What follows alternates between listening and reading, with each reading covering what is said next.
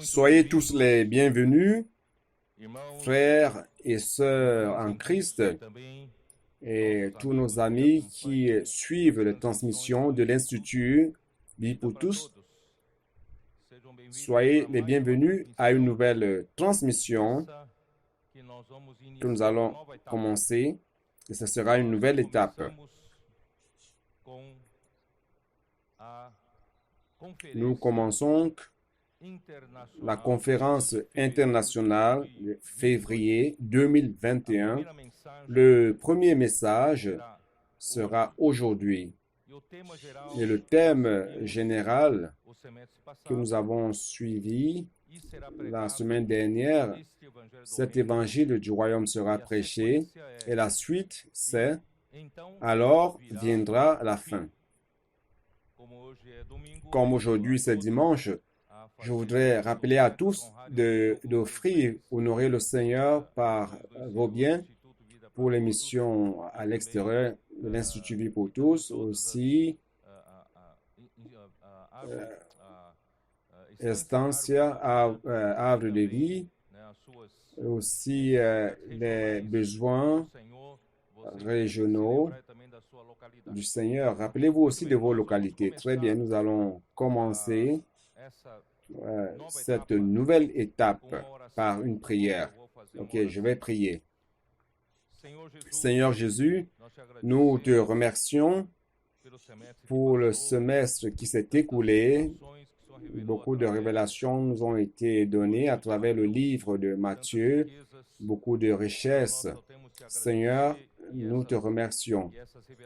Et ces révélations ont produit beaucoup d'actions, beaucoup de réalisations et de confirmations. Seigneur, merci beaucoup. Nous nous confions en toi pour un semestre de plus. Continuons dans le livre de Matthieu. Viens nous bénir, Seigneur. Nous voulons te dire que nous nous attachons pas à ce que nous recevons, mais nous voulons continuer à suivre l'agneau où qu'il aille. Nous ne nous limitons pas aux méthodologies ou aux bénédictions reçues, mais nous voulons continuer à suivre l'Esprit comme le vent qui souffle où qu'il veut aller. Seigneur, bénis-nous durant ce semestre, bénis toutes les églises, bénis nos jeunes, nos adolescents, nos enfants, nos adultes. Seigneur, bénis tout le travail des sœurs de l'Institut Vie pour tous ou de l'éditeur Havre David, du colportage, que ce soit Expo Livre ou la prédication de l'évangile des églises. Parle, puis-je prier pour vous, qui a produit beaucoup de contacts pour l'édification de l'Église. Seigneur, continue à nous bénir jusqu'à nous introduire dans la bonne terre de Canaan. En ton nom, nous avons prié. Amen. Je rends grâce à Dieu car la révélation de la parole de Dieu est quelque chose de supernaturel. C'est au-dessus de la manipulation humaine. Je n'avais pas programmé de commencer le semestre avec Matthieu 16. Mais de manière souveraine, ça s'est passé comme cela et le Seigneur nous a fait terminer le message 37 par la dernière partie de Matthieu 15. Pourquoi? Parce que Dieu désire, Dieu veut donner un nouveau tournant à partir de Matthieu 16. Donc aujourd'hui, je compte, durant une bonne partie du message, faire une rétrospective du chapitre 1 à 15. Mais mon intention est de montrer qu'au chapitre 16, Dieu, à travers son Fils Christ, nous montre ce qui était dans son cœur, ou ce qui est dans son cœur. Je vais parler rapidement au début, et certainement je vais terminer parlant de cela. Ce le registre du livre de Matthieu, c'est quelque chose de fantastique. Dieu a choisi l'homme qu'il fallait, Matthieu, qui était assis au péage d'impôts. Il était comme un publicain, collecteur d'impôts. Il connaissait certainement les méandres du fonctionnement d'un gouvernement, d'un royaume. Et il n'y avait que lui qui pouvait être utilisé comme canal pour écrire toute la séquence qu'il a écrite dans le livre de Matthieu. Et nous n'avons qu'à remercier le Seigneur pour cela. Il commence par montrer, introduisant et présentant le roi du royaume des cieux, montrant qu'il est le Christ tant attendu par le peuple d'Israël dans l'Ancien Testament. Il est le Messie et il montre sa généalogie, sa génération, son origine, sa génération humaine. Il est venu de la descendance de David. Il est le fils de David. Et fils de David, c'est un terme utilisé par les Juifs dans l'Ancien Testament pour le Messie, pour désigner le Messie qui allait venir. Et réellement, il est le fils de David qui va hériter pour toujours du royaume de David. Et il montre aussi, au chapitre 1 à 15, il montre sa génération, sa généalogie, son introduction par Jean-Baptiste, son baptême, le début de son baptême, après avoir été tenté par le diable. Et ainsi, il commence les guérisons, commence à sauver les personnes de ce monde dominé par Satan. Et il appelle les 12 et les envoie comme apôtres pour la prédication de l'évangile du royaume, qui est la seule manière de sauver ce monde. Et il continue aussi avec beaucoup de révélations jusqu'à parvenir au chapitre 15 de Matthieu, dont je vais faire une rétrospective d'ici peu. Mais jusqu'alors, il a réussi à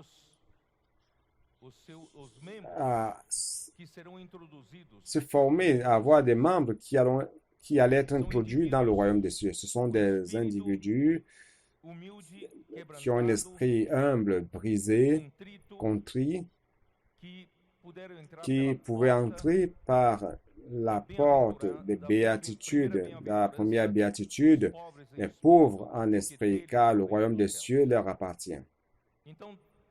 Donc, le Seigneur, à travers le travail du chapitre 1 à 15, il parvient à gagner des individus, à avoir des individus dans lesquels il pourrait travailler dans leur cœur et faire son habitation justement dans le cœur de ces individus. Et toutefois, à partir du chapitre 16, il montre quelque chose de plus grand encore, une préoccupation plus grande qui est la révélation de l'Église. Il a donné du repos à ceux qui travaillent pour lui, du chapitre 1 au chapitre 15. Mais lui-même n'a pas un lieu de repos. Il n'avait pas un lieu de repos. Et Dieu devait donc donner à Christ un lieu de repos. Et ce lieu de repos, c'est l'Église. Et l'Église édifiée. Je vais montrer cela avec plus de détails à partir de ce semestre. Donc, nous avons commencé nous avons commencé par un grand tournant. Et ma préoccupation, c'est que toutes les richesses que nous avons reçues jusqu'à maintenant et tous les miracles que le Seigneur a opérés parmi nous jusqu'à présent, les signes étaient grandiose parmi nous. Toutefois, nous ne devons pas nous accrocher à ces bénédictions, mais continuer à suivre l'Esprit. Il veut nous faire faire une courbe, un virage, et nous allons suivre l'Esprit où qu'il aille. Nous devons suivre l'Esprit, suivre l'agneau. Très bien. Je vais donc faire une rapide rétrospective à partir du chapitre 1 de Matthieu. Matthieu, chapitre 1 et 2, commence par présenter l'origine de Christ comme le roi du royaume des cieux. Ce monde a été usurpé par Satan, qui a introduit le péché dans l'homme à travers la chute dans le jardin d'Éden. Et l'homme, à partir de ce temps-là, a perdu la présence de Dieu. Il a été corrompu par le péché et par la mort. Et l'homme a perdu tout ce que Dieu avait préparé lorsqu'il avait créé l'homme. Pour cela, Dieu a envoyé son propre Fils, Christ, pour de nouveau établir son gouvernement ici sur terre. Et son gouvernement ici sur terre, par le royaume des cieux, c'est par l'Église. Et le roi du royaume des cieux, c'est Christ. Donc Christ a été présenté au chapitre 1 et 2, sa généalogie montrant qu'il vient de la descendance de David. Nous n'allons pas entrer dans les détails, nous avons déjà parlé de cela. Et sa naissance, frère, il est né d'une manière différente de tous les hommes. Les hommes, n'importe lequel, est né d'une union entre une femme et un homme. Mais Jésus est né d'une femme. Galates 4, 4. Allons ouvrir notre Bible dans Galates 4, 4, qui dit ceci.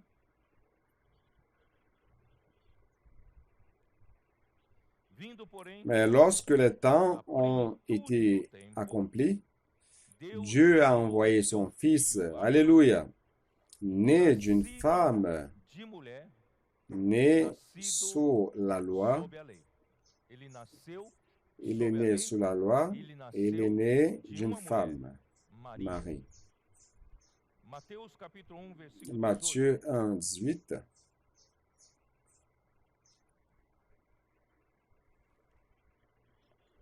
Voici de quelle manière arriva la naissance de Jésus-Christ. Marie, sa mère, ayant été fiancée à Joseph, se trouva enceinte par la vertu du Saint-Esprit. Avant qu'ils eussent habité ensemble. Au verset 20, comme il y pensait, voici un ange du Seigneur lui est apparu en songe et dit, Joseph, fils de David, ne crains pas de prendre avec toi Marie, ta femme, car l'enfant qu'elle a conçu vient du Saint-Esprit. Donc, bien-aimés frères, le roi du royaume des cieux, notre bien-aimé Jésus-Christ, n'a pas été engendré d'une union entre un homme et une femme. Il a été engendré par l'Esprit Saint à travers la Vierge Marie. Pour cela, il ne participe pas du péché de l'homme, mais il porte en lui la ressemblance de la chair pécheresse dans Romains 8, verset 3. Alors, quel est son nom? Son nom signifie beaucoup de choses. Verset 21.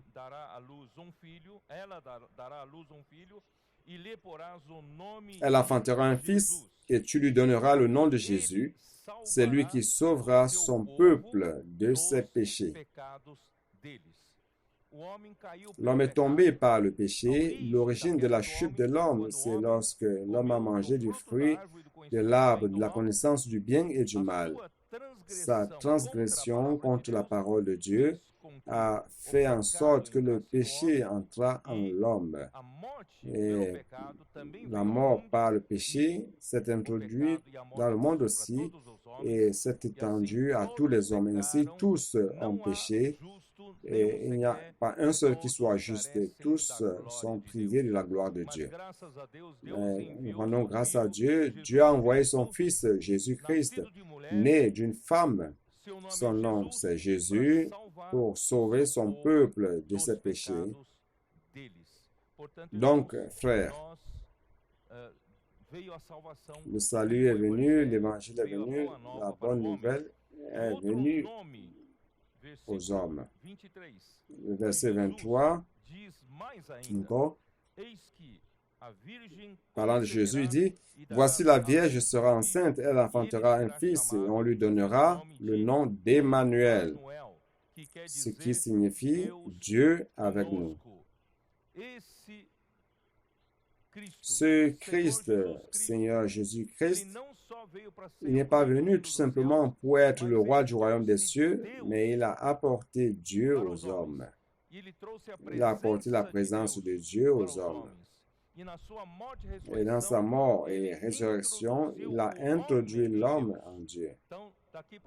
Donc, à partir de maintenant, bien-aimés frères, ce Seigneur qui a mené Dieu jusqu'à nous, nous fait vivre aussi en union avec Dieu. Dieu avec nous est en nous. Très bien. Au chapitre 2,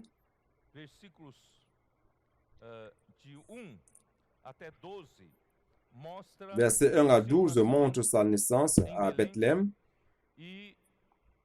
et la visite des mages et la fuite vers l'Égypte. Verset 13, à partir du verset 13, le verset 13 dit ceci.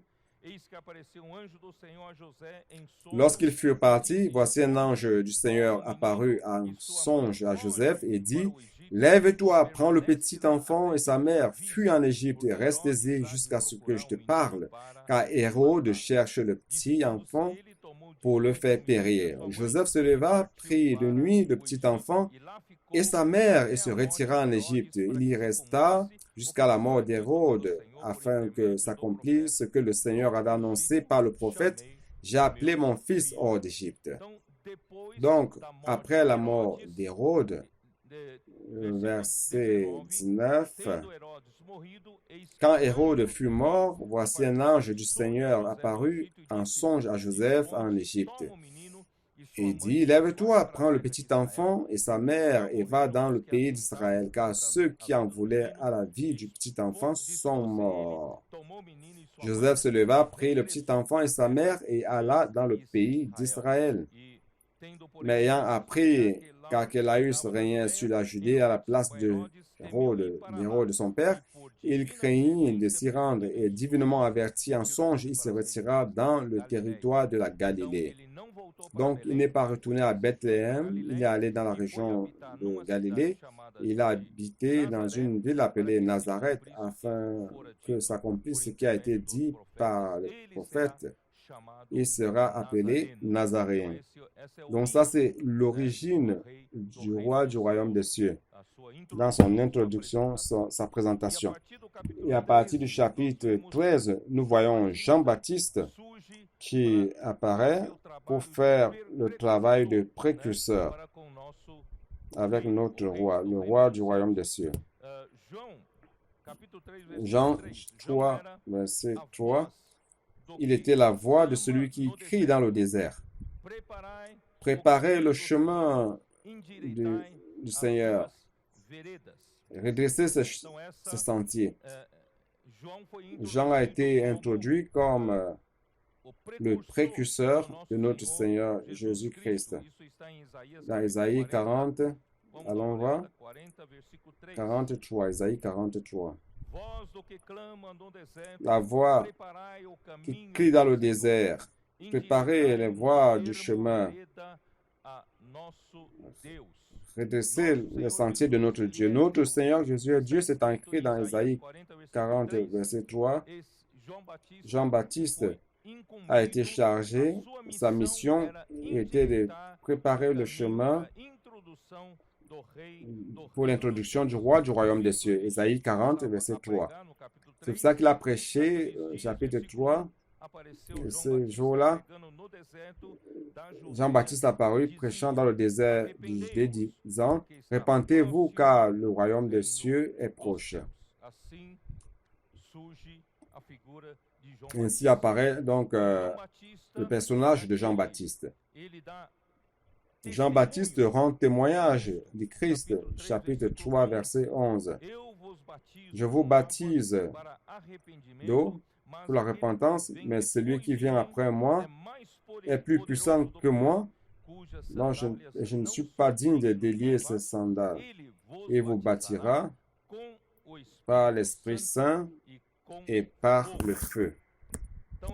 Donc, il savait que son rôle était d'introduire le roi du royaume des cieux, Christ. Donc, parvenant au baptême, au verset 13, dirigiu-se Jesus da Galiléia para o Jordão, a fim de que João o batizasse. Ele, porém, o dissuadia, dans Matthieu 3, 13, et au verset 14, il dit, c'est moi qui ai besoin d'être baptisé par toi et tu viens à moi. Alors Jésus répond, laisse faire maintenant, car il est convenable que nous accomplissions ainsi tout ce qui est juste. Et Jean ne lui résista plus. Donc, Jean devait donc accomplir ce que Dieu avait déterminé, car il obéissait à un ordre. Et Jésus, comme homme, devait être baptisé. Alors il a été chargé pour baptiser Jésus. Ainsi, toute la justice et tout ce que Dieu avait déterminé fut accompli. Dès que Jésus eut été baptisé, il sortit de l'eau, et voici les cieux s'ouvrirent, et il vit. Ici, c'est sans sujet. Le sujet est caché. Le sujet ici, c'est Jean-Baptiste. Donc, Jean vit l'Esprit de Dieu descendre comme une colombe et venir sur lui. Frère, c'est très important. Cela montre que Jean est le témoin oculaire de ce qui s'est passé au baptême de Jésus. Jean a vu l'Esprit de Dieu descendre comme une colombe sur lui. Et qu'est-ce qui s'est passé? Il a entendu une voix des cieux avec ces paroles. Celui-ci est mon fils bien-aimé en qui j'ai mis toute mon affection. Donc, il n'a aucune excuse pour douter de ce que Jésus était le Christ. Dans l'évangile de Jean, chapitre 1, Jean, chapitre 1, no Evangelho de João, capítulo 1, Jean, chapitre 1, après le baptême de Jésus, de 32 à 34. João, capítulo 1, je vais lire. Jean rendit ce témoignage. Jean a rendu ce témoignage. Il rendit ce témoignage disant, j'ai vu l'Esprit descendre du ciel comme une colombe et s'arrêter sur lui. Je ne le connaissais pas. Mais celui qui m'a envoyé baptiser d'eau, celui-là m'a dit, celui sur qui tu verras l'Esprit descendre et s'arrêter, c'est celui qui baptise du Saint-Esprit. Et j'ai vu, et j'ai rendu témoignage qu'il est le Fils de Dieu. Jean a vu, et Jean a rendu témoignage. Et Jean a écouté.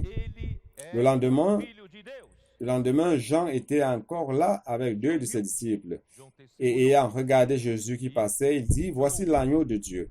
Les deux disciples l'entendirent prononcer ces paroles et ils suivirent Jésus. Frère, Jean-Baptiste a fait exactement ce que Dieu l'avait chargé de faire. Il a tout fait de manière correcte, rempli d'esprit, conduit par l'esprit. Il était hors de la religion judaïque qui était déjà tombée dans une religion morte.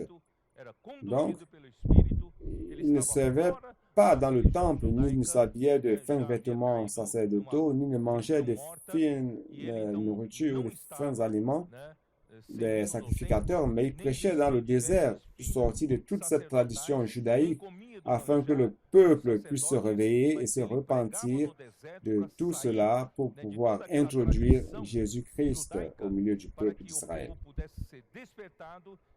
Lorsqu'il a fait cela, sa tâche était terminée. Acte chapitre 13. Acte 13. verset 25 qui dit ceci.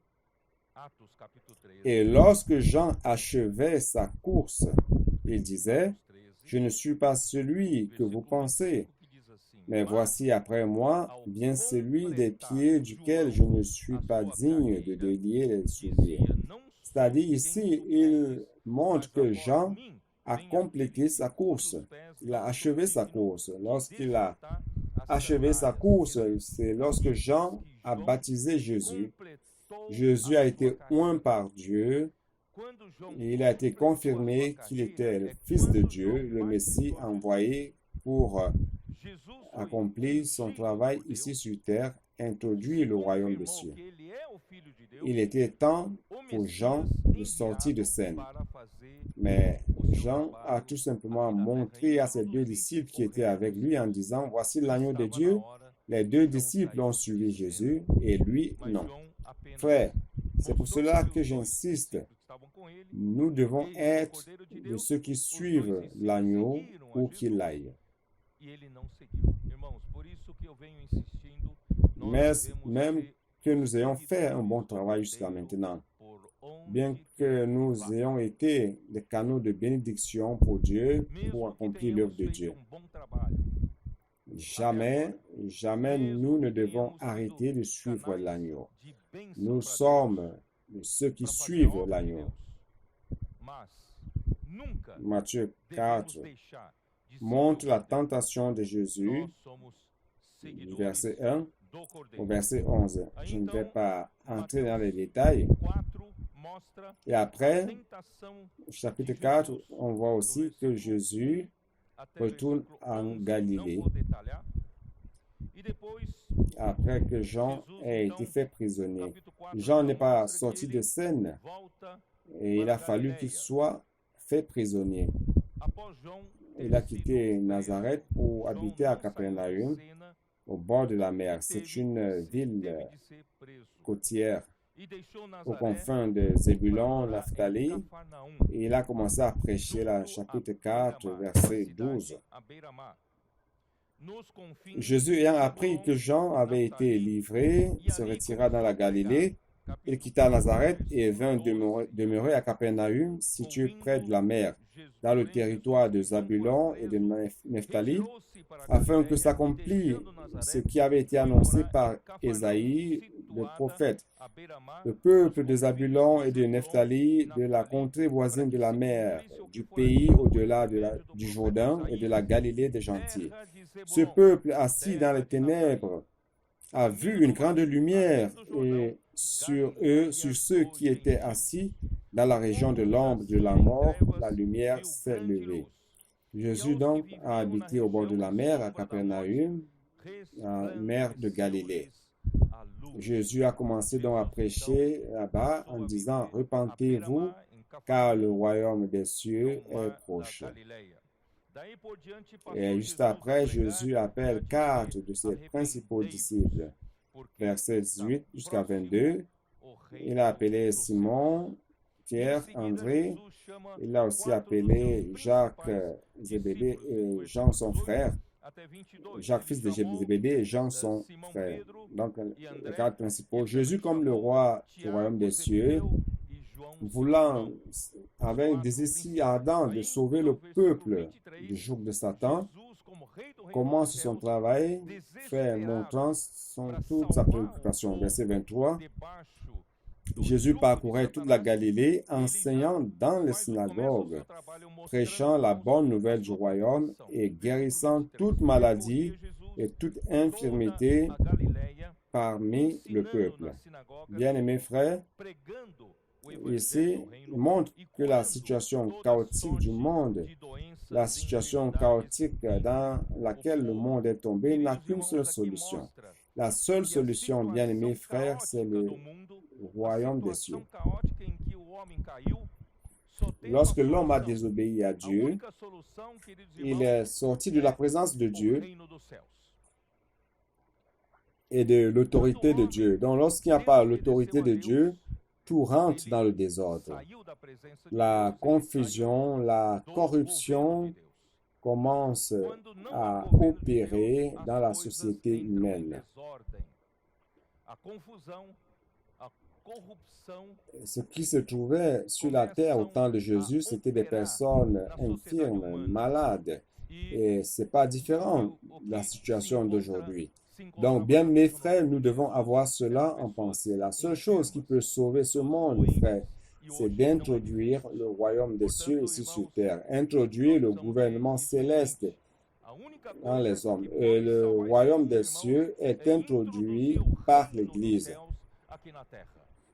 Et celui qui a introduit tout cela, l'évangile du royaume, c'est notre bien-aimé Seigneur Jésus-Christ qui est venu pour ce travail.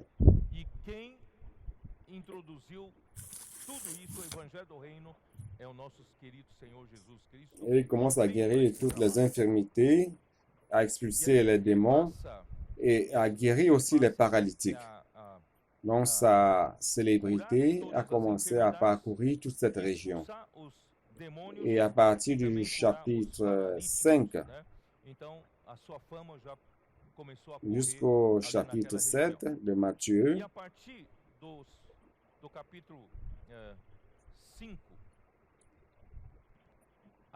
commence donc ce que nous considérons comme la constitution du royaume des cieux, c'est-à-dire la constitution qui gouverne le royaume des cieux. Ce sont les lois de la vie qui régissent le peuple qui est sous l'autorité du gouvernement céleste. Donc Jésus est venu ici sur terre pour convoquer un peuple, pour sauver, secourir un peuple, afin qu'il soit le roi, le royaume des cieux, et commencer le gouvernement céleste à partir de ces personnes. Et ces personnes, dans Matthieu 16, plus tard, forment l'Église. Bienheureux les heureux, car ce sont ceux qui vivent le royaume des cieux. Et le premier prérequis pour entrer dans le royaume des cieux, c'est bienheureux ou heureux les pauvres en esprit, ou les humbles en esprit, car le royaume des cieux est à eux. Donc, si nous voulons être sous l'autorité du gouvernement céleste, nous devons donc, la première des choses à laquelle nous devons prêter attention, c'est de voir si nous avons un esprit vidé, un esprit humble, un esprit contrit, ou alors est-ce que nous sommes remplis de nous-mêmes, nous confiant en notre propre force ou en notre capacité dans la chair. Parce que de cette manière-là, nous n'allons jamais entrer dans le royaume des cieux. Donc, bien aimés frères, le chemin pour entrer, c'est par un esprit, comme dit Ésaïe 57. Je vais lire.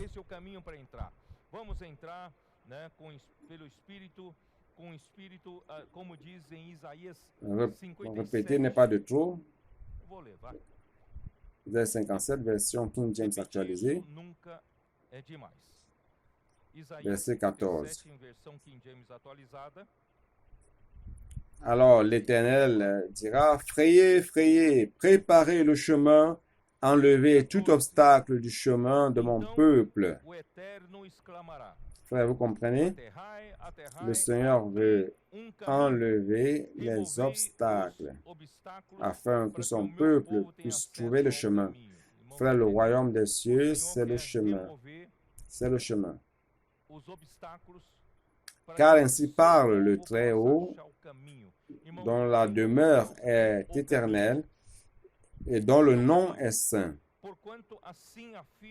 Dans la version Jean Ferreira de Almeida dit, celui qui vit dans l'éternité ou qui vit l'éternité ou dans l'éternité.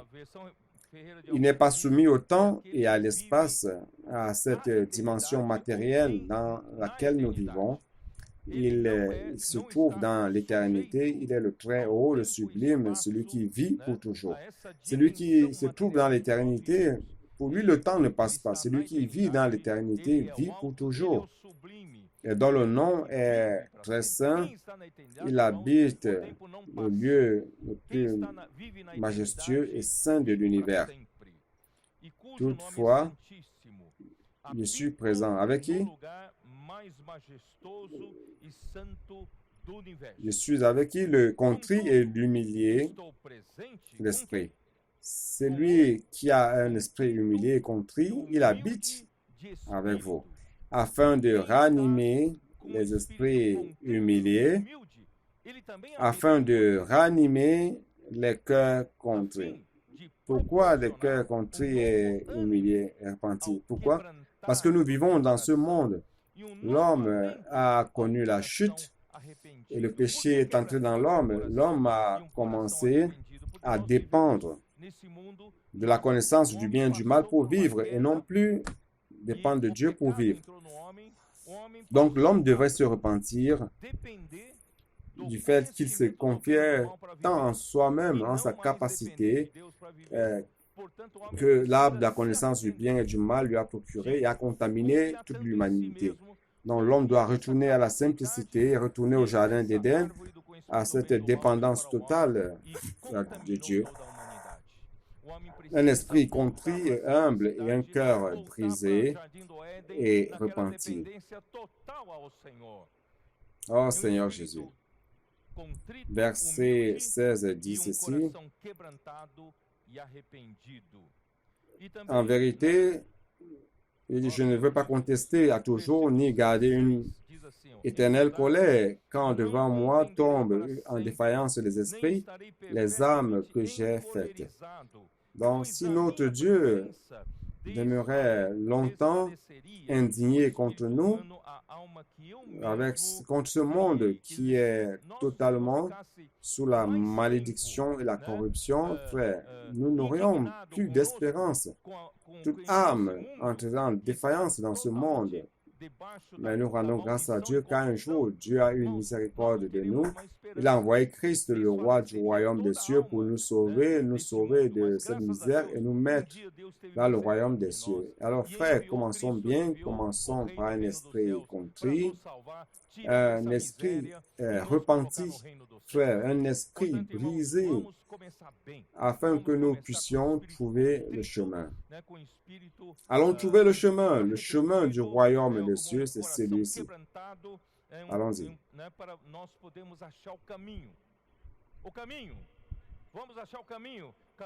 Retournons à Matthieu 5. Je vais parler rapidement des autres béatitudes. Entrez par le chemin de l'esprit contrit, humble et pauvre. Alors, heureux, bienheureux ceux qui pleurent. Ce sont les doux, ceux qui ont la faim de la soif de la justice, ceux qui exercent la miséricorde. Ils sont miséricordieux par rapport aux autres. Ils sont purs de cœur. Le frère Idéo a mis beaucoup d'accent sur cela dans son message, la conférence des jeunes. Les pacificateurs, ceux qui promeuvent la paix, ceux qui, à cause du Seigneur, ceux qui sont persécutés à cause de la justice, et ceux qui, à cause du Seigneur, ont été injuriés, persécutés, car grand est leur récompense dans le ciel.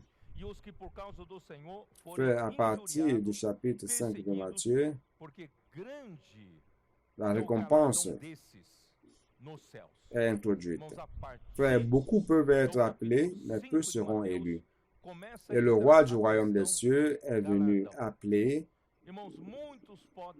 il est venu nous appeler afin que nous soyons des élus et que nous recevions la récompense.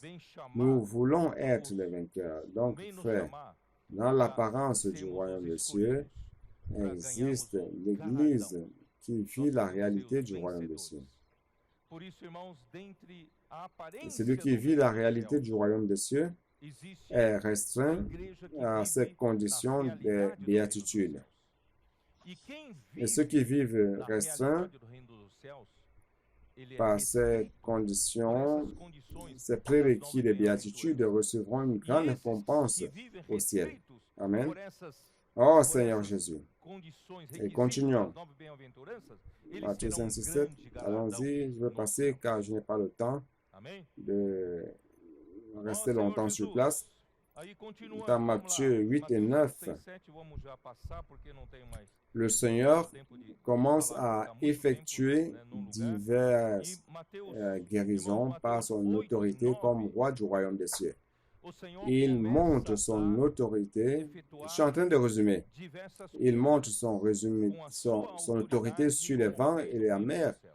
Même les vents et la mer lui obéissent. Sur les démons, l'appel de Matthieu s'accomplit durant cette période. Il ne perd pas le temps pour prêcher l'évangile du royaume. C'est au chapitre 9, n'est-ce pas? Chapitre 9, verset 35. Jésus parcourait toutes les villes et les villages, enseignant dans les synagogues, prêchant la bonne nouvelle du royaume et guérissant toute maladie et toute infirmité. Voyant la foule, il fut ému de compassion pour elle, parce qu'elle était languissante et abattue comme des brebis qui n'ont point de berger. Frère, juste après, le roi montre déjà pourquoi il est venu. Il est venu pour sauver le peuple qui était dans les villes, dans les villages, dans les rues. Tout de suite, il est sorti dans la rue. Dans les rues, il n'a pas seulement enseigné dans les synagogues, il a prêché l'évangile du royaume, montrant que le royaume céleste est le salut de l'homme, du peuple, et guérissant toutes sortes de maladies et infirmités. Il ne s'agit pas seulement des maladies physiques, ce sont principalement des maladies psychologiques, des maladies que nous avons par le fait d'être loin du gouvernement céleste. Et nous tombons dans toutes sortes d'infirmités, de problèmes émotionnels, psychologiques et spirituels.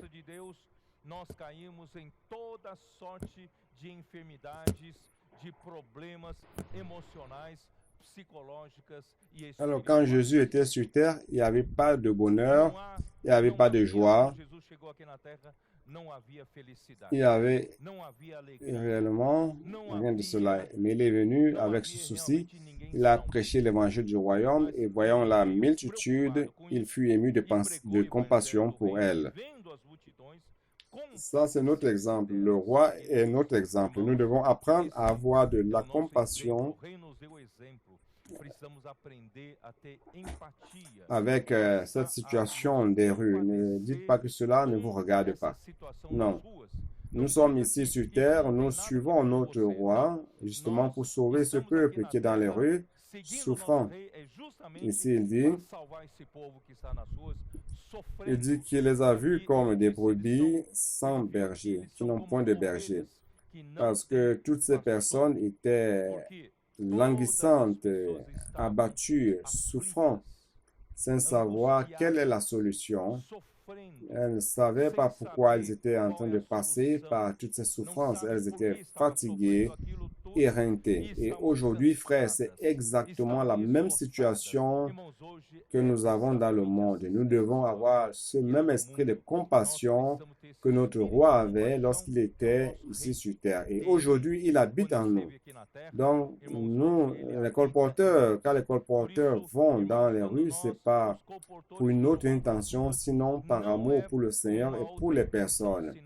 Lorsque nos frères et sœurs des églises sortent pour prêcher l'Évangile, utilisant le puis-je prier pour vous, ce n'est pas pour une autre intention aussi, sinon suivre l'ordre de Jésus, aimant Jésus et aimant ces âmes perdues, qui souffrent, qui sont fatigués. Oh Seigneur Jésus. Donc le Seigneur Jésus a dit à ses disciples au verset 37 et 38, la moisson est grande, mais il y a peu d'ouvriers. Donc, un seul roi, le roi du royaume des cieux, a prêché. Le fait de prêcher cet évangile n'est pas suffisant, car ça ne ne permet pas de résoudre les problèmes. Il a dit, priez donc le maître de la moisson d'envoyer des ouvriers dans sa moisson. Donc aujourd'hui, frère, Dieu est en train de te convoquer. La moisson est si grande qu'elle a besoin de toi. Alors, répondons à cette convocation, répondons à cet appel du Seigneur. Travaillons dans la moisson et sauvons des personnes qui sont comme des brebis qui n'ont pas de berger, qui sont languissantes dans le désespoir. Frère, sauvons ces personnes. Donc, juste après, au chapitre 10, il appelle donc les 12 disciples pour commencer ce travail, car jusqu'alors, c'était lui seul qui prêchait l'évangile du royaume. Maintenant, il enseignait, il instruisait les 12. Il a appelé les 12 et les a envoyés comme 12 apôtres. Apôtre, c'est lorsqu'on envoie, lorsqu'on est envoyé. Donc, nous rendons grâce à Dieu, car les 12 ont été envoyés pour amplifier ce travail de la prédication de l'évangile du royaume. Au chapitre, ça c'est le chapitre 10. Au chapitre 11, ainsi que le roi envoya les 12 pour faire ce travail qu'ils faisaient, prêchant l'évangile du royaume avec l'autorité du roi, avec la puissance que le roi leur a confiée. Immédiatement, au chapitre 11, il n'est pas resté dans la maison attendant les 12, que les 12 prêchent l'évangile. Au début du chapitre 11, il dit ceci: lorsque Jésus eut achevé de donner ses instructions à ses 12 disciples, il partit de là pour enseigner et prêcher dans les villes du pays.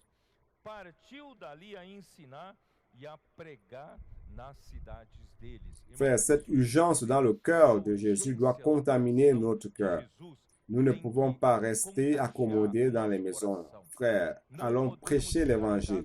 Chaque fois que nous avons l'opportunité, nous avons le colportage par heure, le colportage par opportunité, nous pouvons dans notre quotidien prêcher l'évangile et prier pour les personnes.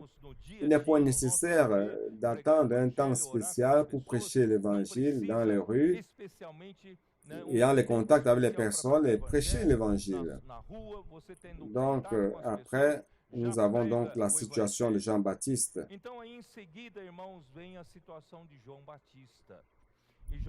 De la prison, il a envoyé des disciples pour demander à Jésus, tu es celui qui doit venir ou devons-nous en attendre un autre? Vraiment, c'est absurde pour quelqu'un qui a rendu témoignage lorsque Jésus est sorti des eaux du baptême. Il a vu l'Esprit descendre sur Jésus sous la forme d'une colombe. Il a entendu la voix qui a dit, voici mon fils bien-aimé en qui j'ai mon plaisir. Donc c'était une question absurde qu'il posait à Jésus. Et à cause de cela, frère, je me suis fait du souci de ce que nous ne devons jamais nous accommoder, même après avoir accompli de grandes choses pour Dieu, même après avoir été utilisés comme des canaux. Durant ces 4-5 ans, nous avons été grandement utilisés par le Seigneur dans le colportage dynamique. Avant ce jeûne, à travers les femmes connectées, les réseaux de soins de l'Église, à travers le travail d'accueil, de recevoir les contacts et les faire vivre la vie d'Église. Frères, avec tout cela, ne nous attachons pas à ces bénédictions qui se sont déjà accomplies parmi nous et rester figés dans le temps. Nous ne devons pas faire cela. Rien ne doit nous arrêter et nous faire figer, rester figés dans le temps. Nous devons continuer à suivre le Seigneur avec un cœur contrit, avec un cœur humble et avec la même envie, le même désir qu'avant. Avant de venir ici pour parler, je conversais avec certains coopérateurs d'une région qui a le vent en poupe, avec beaucoup de bénédictions. Le CPF fonctionne, les colporteurs fonctionnent, l'église fonctionne, les nombres sont augmentés dans les églises, tout va bien. Et j'ai dit à ce coopérateur, c'est justement lorsque tout va bien que le danger vient. Je leur ai dit, faites attention, continuons avec le même désir profond, aimant et dédiant notre amour profond et révérend à la parole qui sort de la bouche de Dieu. Nous continuons, frères, à dépendre de toute parole qui sort de la bouche de Dieu pour vivre et pour faire le prochain pas. Nous ne nous accrochons pas aux expériences passées. Nous devons avancer, frères. Avançons. Pour cela, frère, ici il dit, verset 11, chapitre 11,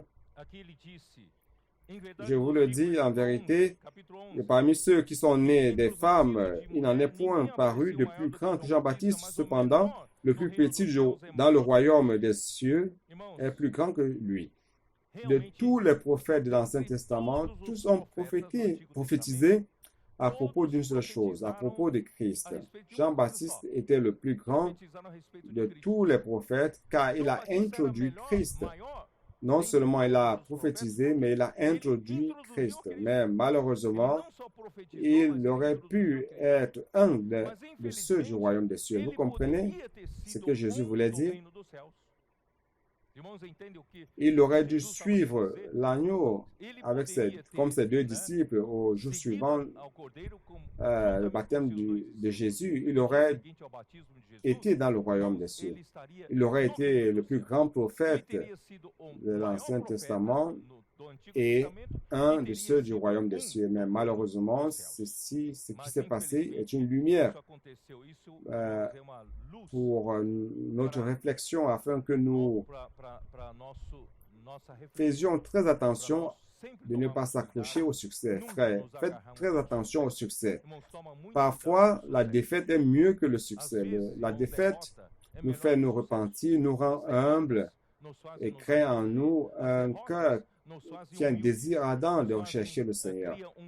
Mais le succès nous rend orgueilleux et remplis. Donc, faisons attention à cela.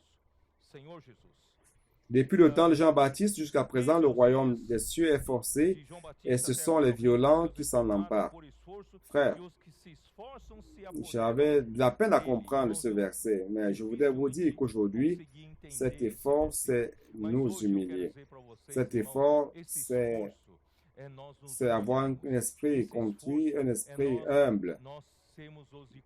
Ça, c'est l'effort que nous devons accomplir. Chaque fois qu'il y a un succès ou une tendance d'orgueil en nous, nous devons fournir un effort pour retourner à la simplicité, à l'humilité. Et c'est comme cela que nous allons nous emparer du royaume des cieux. J'espère que vous êtes d'accord avec mon interprétation. Et à partir du chapitre 12, ici nous voyons le climax de l'opposition des Juifs par rapport à Jésus. Jésus dit que les mauvais arbres ne peuvent produire que des mauvais fruits. Le signe de Jonas était le seul signe qu'ils ont demandé. Jésus a dit, c'est le seul signe que je vais donner. Et d'ailleurs, c'est le plus grand signe de tous les temps, car le signe de Jonas, c'est le signe qui montre que Jésus est mort pour les péchés, il est ressuscité afin de produire son Église. La réalité du royaume des cieux, la réalité du royaume des cieux est finalement établie. Pour cela, frère, je rends grâce à Dieu, car le Seigneur n'a pas donné un autre signe que celui du signe de Jonas. Et à la fin du chapitre, attendez que je vois ici, à la fin du chapitre 12, il montre son objectif. Verset 50. Car quiconque fait la volonté de mon Père qui est dans les cieux, celui-là est mon frère et ma sœur et ma mère. Notre Seigneur Jésus a été envoyé, il est loin de Dieu, il a été loin par Dieu pour faire quoi? Pour établir le royaume de Dieu ici sur terre. Donc, il est venu avec ce seul objectif, focalisé dans l'accomplissement de l'œuvre de Dieu. Il fait la volonté de Dieu. Même ses relations naturelles, ses relations parentales avec sa mère, ses frères et ses sœurs sont secondaires par rapport à son objectif qui est d'accomplir la volonté de Dieu. Donc, frère, aujourd'hui, c'est la même chose. Frère, ne pensez pas que le Seigneur sera relâché par rapport à cela. Non, notre frère est focalisé dans l'accomplissement de la volonté de Dieu et nous devons être focalisés de la même manière, faire la volonté de Dieu. Très bien. Car la volonté de Dieu, c'est que son royaume vienne. Allons voir. Matthieu 6, 9 et 10. Matthieu 6, 9 et 10, vous prierez de la manière suivante. Notre Père qui es aux cieux, que ton nom soit sanctifié, que ton règne vienne, que ta volonté soit faite sur la terre comme au ciel. C'est-à-dire que ce que le Père veut, à travers Christ qui est envoyé, c'est que le Père puisse faire sa volonté ici sur terre comme au ciel. Le Fils est venu pour établir le royaume de Dieu sur terre, pour mettre fin à l'usurpation de Satan dans ce monde. Oh Seigneur Jésus. Et la seule manière de faire cela, frère, ce n'est pas de créer ou fonder une religion gigantesque. Construire des temples somptueux, non. La seule manière par laquelle Dieu peut réussir à travers son Fils Jésus-Christ d'introduire le royaume de Dieu ici sur terre, c'est à travers la semence. Chapitre 13 de Matthieu parle de la première parabole. Le semeur est parti semer. Frères, ne prêtez pas attention aux organisations gigantesques religieuses. Ce que le Seigneur veut, c'est introduire la semence de vie, de semer la vie. La semence dans Matthieu 13, c'est la parole du royaume. La parole du royaume vient par l'évangile qui est prêché par le roi du royaume des cieux et aujourd'hui prêché par nous. Et lorsque nous prêchons l'évangile, la parole qui sort comme une parole du roi, c'est-à-dire comme une semence du royaume.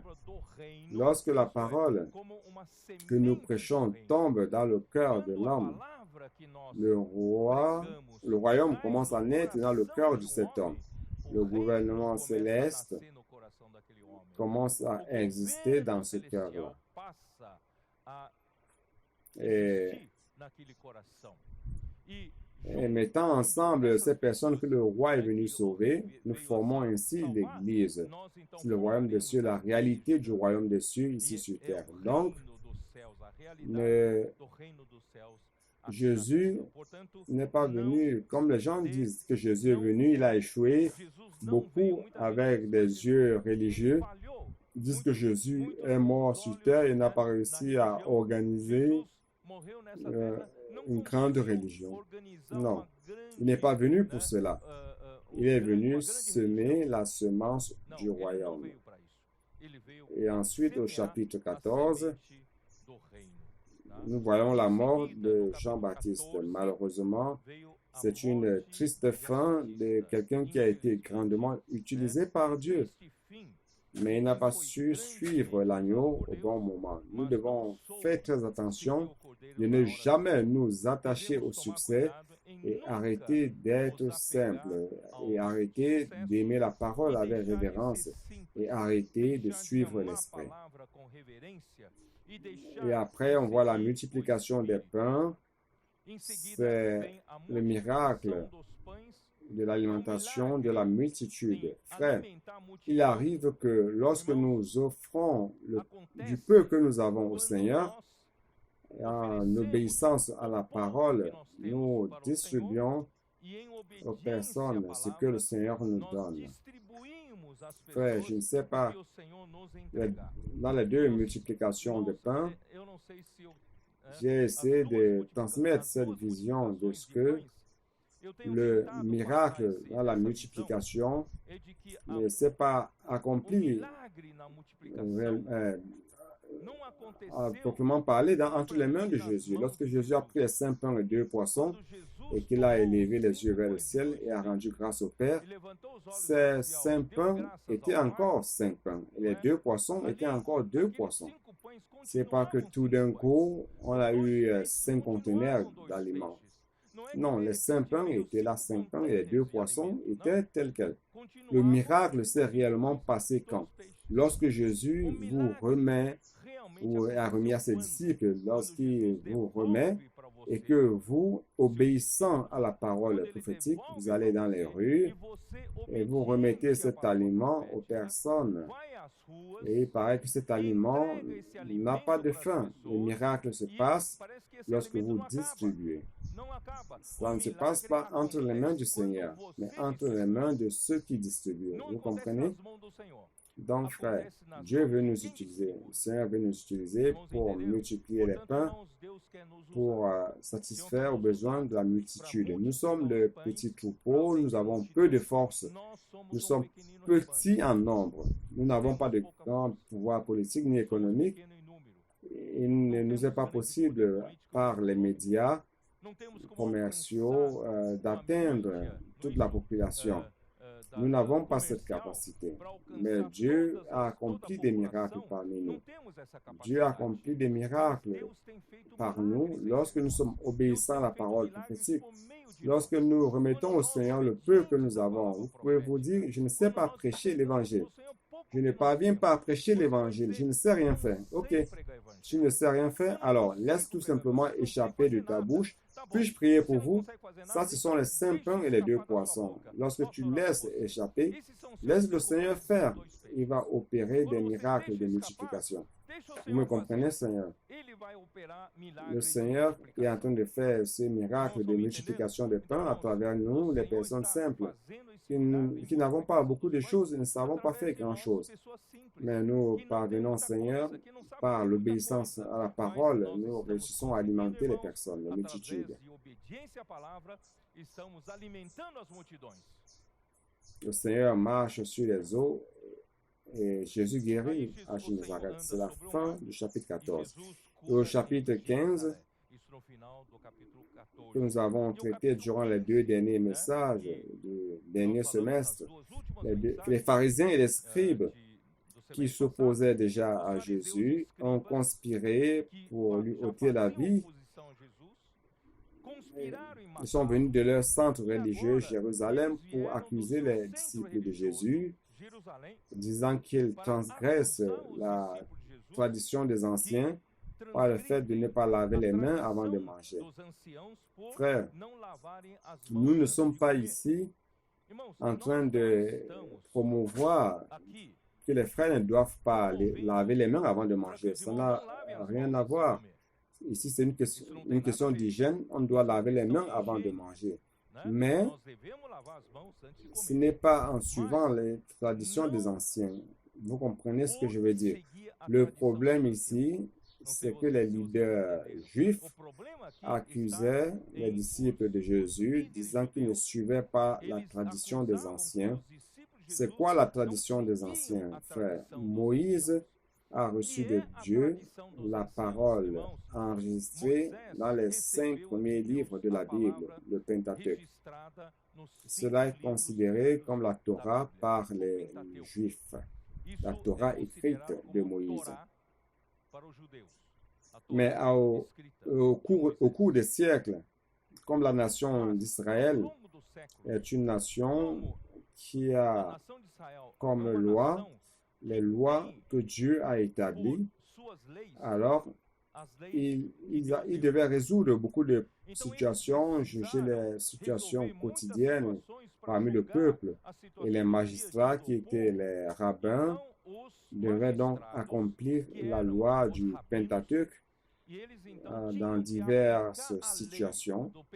Et ainsi, ils ont créé plusieurs jurisprudences qui sont enregistrés tout au long du temps et c'est devenu donc la tradition des anciens. Je ne sais pas si vous comprenez, frère. se tornou a tradição dos anciãos. Seus irmãos entenderam. Então, nessa tradição Dans cette tradition des anciens, tem muita coisa dos homens, nous avons, muitos ensinamentos dos homens. dans cette tradition des anciens, nous avons beaucoup de choses humaines. Le Pentateuque, non, le Pentateuque est originel. Pentateuco é original, Ça vient de la part de veio da Dieu. parte de Deus. Alors, la tradition des A anciens tradição dos anciãos a acaba invalidé la loi elle-même. Et Jésus a dit, vous invalidez la loi. Vocês invalidam a lei quando Lorsque la loi dit, vous honorez votre père, tu honoreras ton père et ta mère, et vous dites, e vocês si dizem, mas je se donne eu mes biens, der os meus bens, si je consacre mes biens au temple, alors je ne suis pas lié à la loi qui dit que je dois prendre soin de mes parents. Alors lorsque les parents meurent, je n'ai pas l'obligation de prendre soin de mes parents par mes biens. Et lorsqu'ils meurent, je vais dans le temple négocier avec les scribes en disant, j'ai donné ceci, cela, je voudrais récupérer. Et les scribes donc vont retenir un pourcentage pour le temple et le reste va au propriétaire. C'est ce qu'ils faisaient. Donc, ils invalidaient pour leurs propres intérêts les lois de Dieu. Donc, frères, nous ne devons pas nous confier aux simples interprétations humaines. Nous devons toujours nous retourner au texte biblique, à la parole, à la Bible. C'est notre guide, c'est notre chemin. Então, irmãos, Je vais continuer. bom, vou continuar. E eles são, Et Jésus dit, vous êtes guiando cegos, des de cujo coração procedem maus desígnios, vous êtes des aveugles conduisant des aveugles. prostituições, Vous produisez des choses, les transgressions, les blasphèmes, les prostitutions, toutes ces choses qui contaminent l'homme. Não lavar as mãos e comer pode Ne contaminar. pas laver les mains Mas, irmãos, peut, essas coisas peut contaminer l'homme physiquement. L'homme peut attraper une contamination physique, mais les choses qui ont été citées Então, no contaminent fim, l'homme Jesus, intérieurement, o pão do céu, spirituellement. né, enviado para a casa de Jésus, Israel, comme le pain du ciel, envoyé dans la case d'Israël, a été rejeté e et il s'est retiré de la table da casa de la maison d'Israël. La table se réfère à la terre de Canaan. de Canaã. Il a quitté la table, il est allé à Tyr et Sidon. E Sidom. Tyr et Sidon, Sidom, irmãos, c'est là où ali se trouvent les estão os Phéniciens. fenícios. Já não são C'est mais déjà ali près na du mais Liban próximo do d'aujourd'hui. Líbano de hoje. Irmãos, ali Il a quitté la table saiu fora da et la mesa, femme e a mulher cananéenne, cananeia, qu'est-ce qu'elle a fait? Elle a demandé sa o part quê? A sua parte en disant, Jesus. demandant à Jésus de la guérir. Donc, frère, Graças a Deus, ce esse principe a princípio fait en sorte fez que com cette que bénédiction a bênção est viesse para venue jusqu'aux gentils. Nous avons la grâce par la réjection des principaux leaders juifs. Ce n'est pas que les Juifs ne peuvent pas croire en Jésus aujourd'hui, mais de manière générale, par le leadership religieux, ils rejettent Jésus. Mais nous, aujourd'hui, nous embrassons Jésus, nous embrassons l'Évangile, et c'est de notre responsabilité d'aujourd'hui, frères, jusqu'à compléter la plénitude des gentils. Nous devons prêcher l'Évangile, introduire le royaume des cieux ici sur terre. Ça, c'est notre responsabilité. Très bien. Et je termine par la deuxième multiplication du pain. Je l'ai déjà expliqué. Le Seigneur doit vous utiliser. Même si vous considérez que vous n'avez rien pour opérer un miracle d'alimenter la multitude qui se trouve autour de vous. Et finalement, nous sommes parvenus à Matthieu 16. Je ne vais pas pouvoir entrer dans le sujet de l'édification de l'Évangile. Matthieu 16. Nous parvenons à Matthieu 16. Et Matthieu 16, nous allons voir le verset 1 à 4. Aproximou-se. Vocês perceberam? Vous vous êtes rendu compte que durant ces 15 chapitres, Jésus comme roi a été introduit. Jésus comme roi a commencé son ministère começou seu après ministério avoir depois de baptisé et batizado. après avoir été tenté. Jésus comme roi Jesus, como est rei, venu veio et se se faisait preocupar du souci com o pour povo, les com os hommes homens dans nas la ruas, rue, pregando o le evangelho do peuple, reino. prêchant l'évangile du Jesus, royaume. como Jésus rei, comme roi se se preocupou em faisait du souci resgatar pour uma sauver des multidão, personnes, convocar os convoquant les travailleurs trabalhadores pour para cette essa moisson seara si tão grande. grande. Et nous E comprenons nós que tous entendemos, ceux qui sont irmãos, que entrés par la todos que porte de entraram pela l'esprit porta humble do dans le Espírito royaume humilde des para o cieux reino dos céus sont se devenus, tornou, j'ai d'ailleurs né? oublié de Eu parler esqueci de de falar do travailler dans le trabalho do repos. descanso. Donc Então, ceux qui sont entrés par esses cette que porte entraram por essa ont porta appris auprès de Jésus à aprenderam com servir dans Jesus le a repos, servir no car ils ont descanso, pris le joug porque du tomaram o Seigneur jugo pour do servir. Senhor Car c'est lui para qui accomplit servir, l'œuvre, porque c'est quem Dieu faz a lui-même. obra é Frère, Deus. nous avons peu de Irmãos, nós force pour temos pouca accomplir força para l'œuvre. fazer a obra. Il nous suffit Cabe a d'être nós somente obéissants ser à la parole. obedientes à palavra. Lorsque nous sommes obéissants à la Quando somos parole, obedientes à nous palavra, offrons le peu nós que nos nous avons, oferecemos o 5 pouco que poissons, nós temos, 5 5 pães e 2 pains, peixes, 2 poissons, entregamos na mão que nous do remettons au Senhor, o Seigneur Senhor faz o et il fait le resto. reste. Por isso, Pour irmãos, cela, nous nós travaillons dans le trabalhamos repos. no L'œuvre de descanso. Dieu, frère, A ne obra de nous Deus, rend irmãos, pas não nos fatigués, faz fatigar. bien qu'il y a la Embora transpiration, haja qu'il muito y a beaucoup de suor, travail, haja muito mais nous trabalho, travaillons mas dans nós le repos. trabalhamos no Dieu descanso. nous a fait entrer Deus dans le nos repos, fez oui ou non? entrar no descanso. É ou não é verdade? Mais à Mas, partir du a chapitre partir do 16, capítulo 16, Dieu est en train de Deus chercher un lieu de está repos aussi. procurando lugar de descanso também. Eu Je n'ai pas lu avec vous. não li com vocês. Allons Vamos lire ler Ésaïe 66. Isaías 66.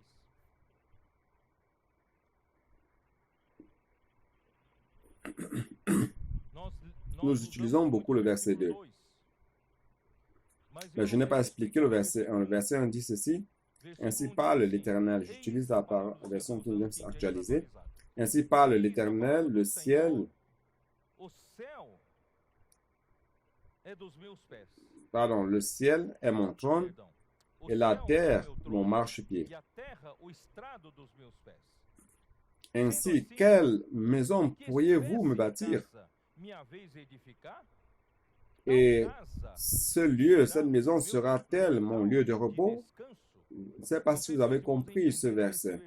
Notre Seigneur est venu ici sur terre pour nous racheter, nous sauver, pour nous faire entrer dans le repos et coopérer avec lui et continuer ce travail de la prédication de l'évangile du royaume. Alors, nous avons trouvé du repos, nous travaillons dans le repos, car il est celui qui accomplit tout, oui ou non? Mais nous ne pouvons pas oublier que lui aussi il cherche un lieu de repos. Le chapitre 16 fait ce tournant. Jésus recherche ce lieu de repos. Ce lieu de repos, frère, ce n'est aucunement une maison. Ce message n'a pas encore l'objectif d'expliquer cela. Mais frère, rappelez-vous que le roi David a dit qu'il voulait s'édifier une maison. Et Dieu lui a répondu, depuis que j'ai sauvé le peuple d'Israël, je n'ai habité dans aucune maison. J'habitais de tente en tente.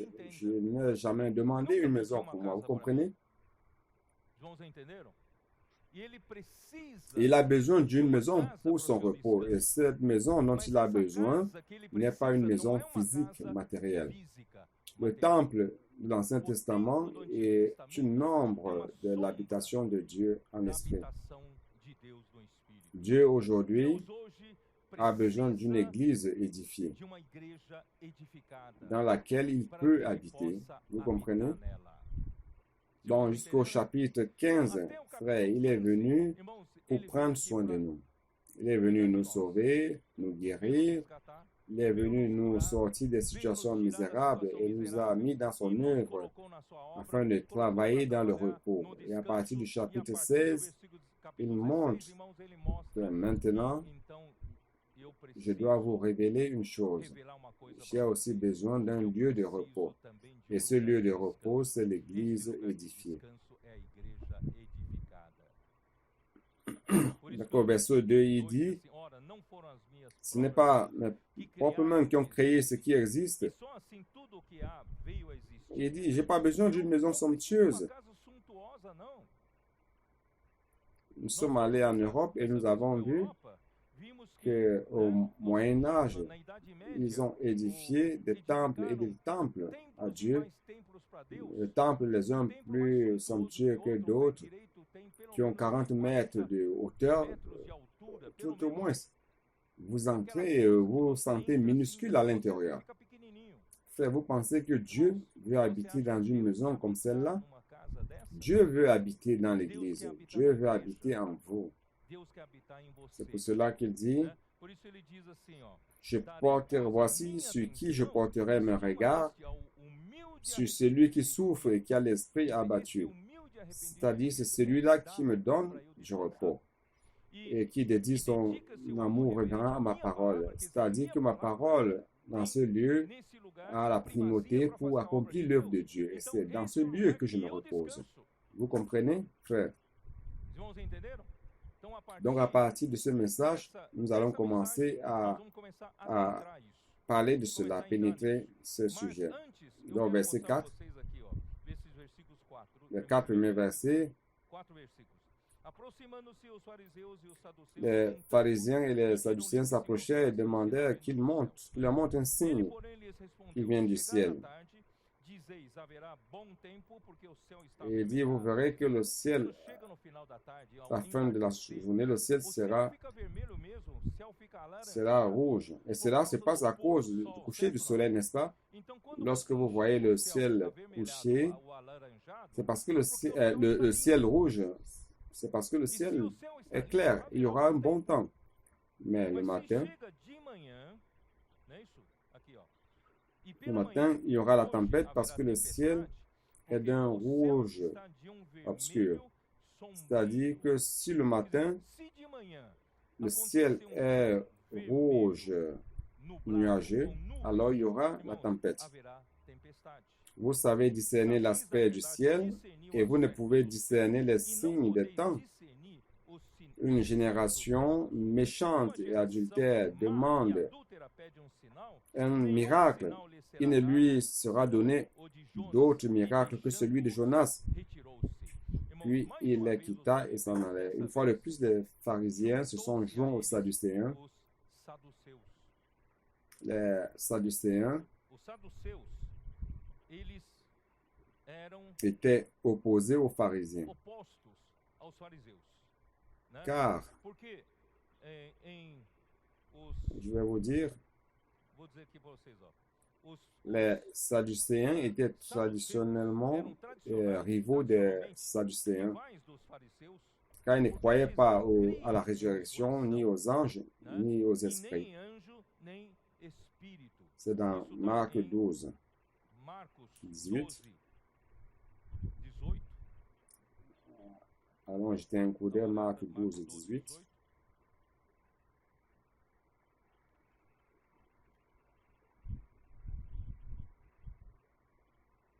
C'est cela, n'est-ce pas?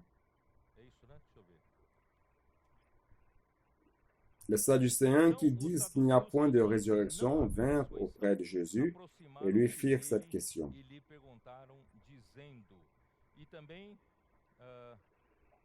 Et aussi, Acte 23,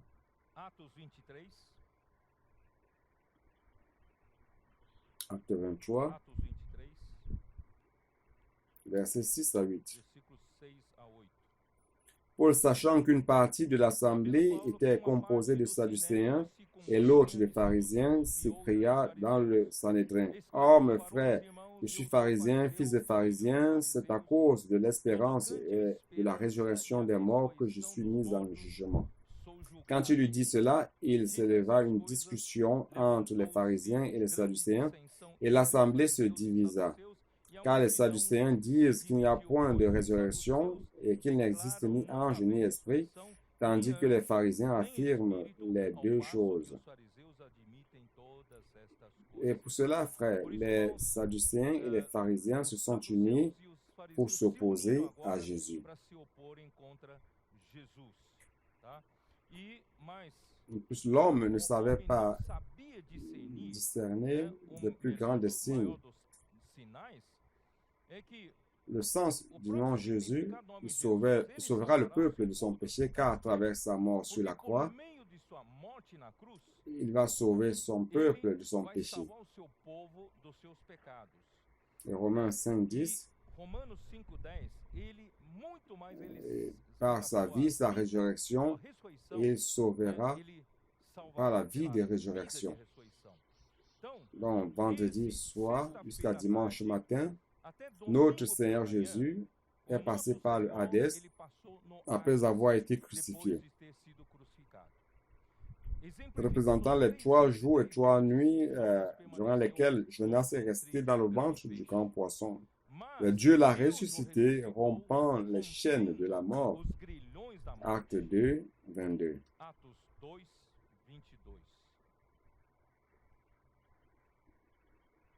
Hommes israélites, écoutez ces paroles. Jésus de Nazareth, cet homme à qui Dieu a rendu témoignage devant vous par les miracles, les prodiges et les signes qu'il a opérés par lui au milieu de vous, comme vous le savez vous-même. Cet homme livré selon le dessein arrêté et selon la prescience de Dieu, vous l'avez crucifié, vous l'avez fait mourir par les mains des impies et Dieu l'a ressuscité en le délivrant des liens de la mort parce qu'il n'était pas possible qu'il fût retenu par elle. Verset 32. C'est ce Jésus que Dieu a ressuscité, nous en sommes tous témoins. Élevé par la droite de Dieu, il a reçu du Père le Saint-Esprit qui avait été promis, et il l'a répandu comme vous le voyez et l'entendez. Frère, ça c'est le signe de Jonas. C'est le seul signe donné aux pharisiens afin qu'ils croient que Jésus est le Christ. Aujourd'hui, frère, l'Église doit connaître les signes de l'avènement de Christ. Matthieu 24, verset 3.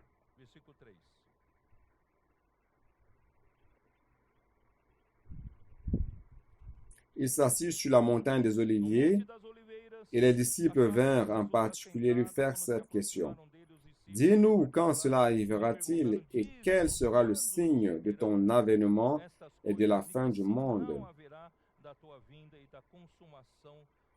Jésus leur répondit, il leur parla de tous les signes qui ont précédé et au verset 14, il termine en disant, et cette bonne nouvelle du royaume sera prêchée dans tout le monde entier pour servir de témoignage à toutes les nations. Alors viendra la fin. C'est le terme général de cette conférence. Alors viendra la fin. Ça, c'est le signe, frère. Le signe, la parabole du figuier, verset 32. Instruisez-vous par la comparaison tirée du figuier dès que ses branches deviennent tendres et que les feuilles poussent. Vous connaissez que l'été est proche. De même, quand vous verrez toutes ces choses, sachez que le Fils de l'homme est proche à la porte. Je ne vais pas tout lire. Il y a 2000 ans de cela, le peuple d'Israël ne s'est pas rendu compte que Jésus-Christ était le véritable Messie. Ils se sont opposés à lui et l'ont crucifié et l'ont fait mourir à la croix.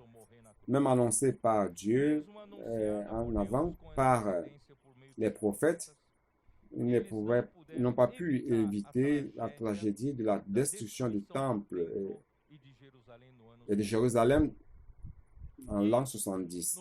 Et au 1er siècle, ils ont perdu leur nation. Ils ont perdu la nation durant presque 2000 ans. Ils ont vagué comme les pèlerins de nation en nation. Ils ont vécu dans la dispersion comme étrangers dans des pays étrangers et toujours sous l'emprise de grandes persécutions et discrimination par le fait qu'ils ont rejeté Christ. Seulement durant la Deuxième Guerre mondiale, sous le régime d'Hitler, 6 millions de Juifs ont perdu la vie. Mais en 1948, la nation d'Israël a été miraculeusement restaurée par de grandes luttes et oppositions. Aujourd'hui, les branches poussent et les feuilles se renouvelle. Nous devons savoir que l'été est proche. Donc, le facteur déterminant pour que la fin vienne dépend encore de l'Église. Prêcher l'évangile du royaume dans tout le monde entier pour rendre témoignage à toutes les nations, alors la fin viendra. Donc, frère, je voudrais terminer ce message en disant la chose suivante. Nous devons connaître les signes des temps. Nous devons savoir que le retour du Seigneur est imminent, que nous devons nous dédier à cela. Comme notre roi, nous devons nous focaliser à accomplir la volonté de Dieu et l'achever dans cette ère. La volonté de Dieu, dans les 15 premiers chapitres de Matthieu, il a sauvé plusieurs personnes et nous utilise à sauver plusieurs personnes. Mais à partir de Matthieu 16, il a besoin urgemment, il a besoin de nous réveiller par rapport à une nécessité urgente qu'il a. Jusqu'alors, il a répondu à nos nécessités. Maintenant, nous devons faire ce dont il a besoin, répondre à sa nécessité, c'est-à-dire édifier une église. Il a besoin d'une église édifiée. Nous ne devons pas, par rapport à ce que nous allons dans les rues gagnant des personnes. C'est bien, mais nous devons prêter attention aussi à l'édification de l'église.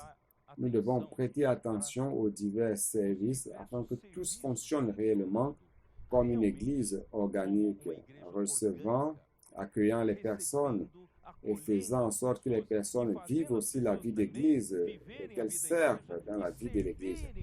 Seigneur et frères, c'est en servant que nous croissons, que nous grandissons. C'est en servant que nous apprenons à prendre la croix. C'est en servant que nous apprenons à vivre avec d'autres personnes, à être en relation avec d'autres personnes. Frère, Dieu doit nous édifier. Il ne suffit pas seulement d'être un individu sauvé par Dieu, mais nous devons être édifiés les uns les autres. Donc, à partir de Matthieu 16, nous allons commencer donc à mettre l'accent sur cela. Et que Dieu nous bénisse durant ce semestre. Il continue à nous révéler ce désir qui est dans son cœur et que cela puisse, à travers la parole de ce semestre, qu'il puisse réellement, en tout lieu, non seulement dans les églises, même les endroits où il n'y a pas d'église, que nous implantions des églises, mais que les églises implantées soient réellement des églises édifiées. Chaque fois, moins d'individualisme, que le corps puisse se manifester afin que Dieu ait du repos, ait une maison spirituelle dans laquelle il puisse habiter et faire sa volonté. Amen. Que Dieu vous bénisse. Au nom du Seigneur Jésus, que le Seigneur puisse nous bénir, nous tous, durant ce semestre. Amen.